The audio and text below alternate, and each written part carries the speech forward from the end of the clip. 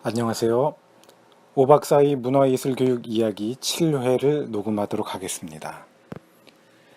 요즘에는 계속 1980년대의 민중문화운동에 대해서 이야기를 하고 있습니다. 그리고 지난 6회에서는 노동 현장에서의 민중문화운동에 대해서 이야기를 했죠.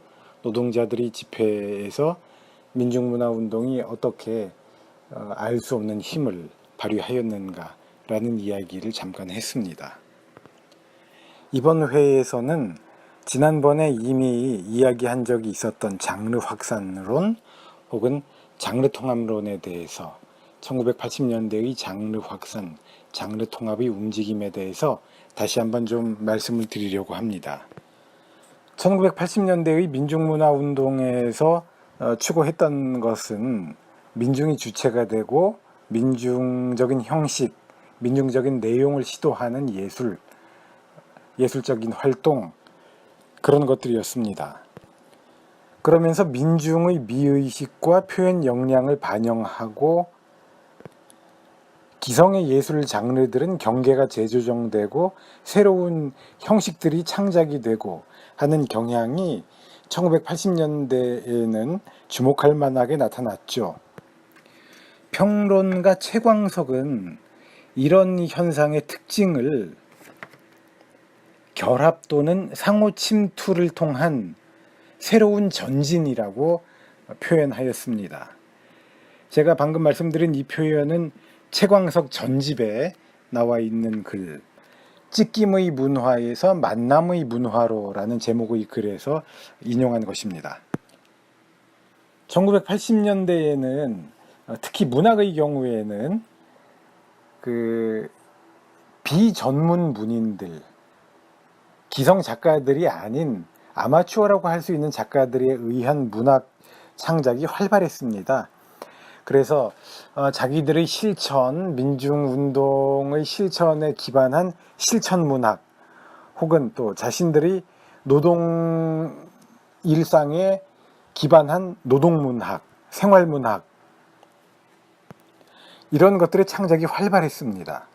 그래서 뭐라고 불렸냐 하면요, 이 시기를 아마추어리즘의 광범위한 실험기라고 부르게까지 되었습니다.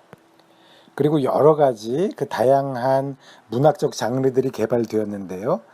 민담, 재담, 속담, 수수께끼, 노래가사 바꿔 부르기, 유언비어, 벽시, 벽소설, 이런 새로운 것들이 개발되었고요. 그 다음에 문학적인 요소가 노래나 마당굿, 회화 등 다른 장르들과 결합하는 현상도 활발히 나타났습니다. 이러한 활동들이 마당극에서 총체적으로 결합했을 때의 모양을 문호연 선생이 연행예술운동의 전개, 탈춤, 마당극을 중심으로 라는 글에서 잘 기록하고 있는데요. 이 글은 도서출판 공동체에서 나온 문화운동론이라는 책에 실려 있습니다. 제가 그 책에서, 그 글에서 관련된 부분을 여러분들께 좀 읽어드리도록 하겠습니다. 1980년대의 장르 확산 혹은 장르 통합이 어떠한 모양새로 마당극에서 나타나고 있는가라는 내용입니다. 읽어보겠습니다. 연행의 놀이성에 대한 강조와 강화는 곧 장르 파기를 통한 매체 통합으로 이어진다. 이것은 비단 연행예술 분야에만 국한될 것이 아니라 80년대 문화운동의 중요한 한 측면이기도 하다.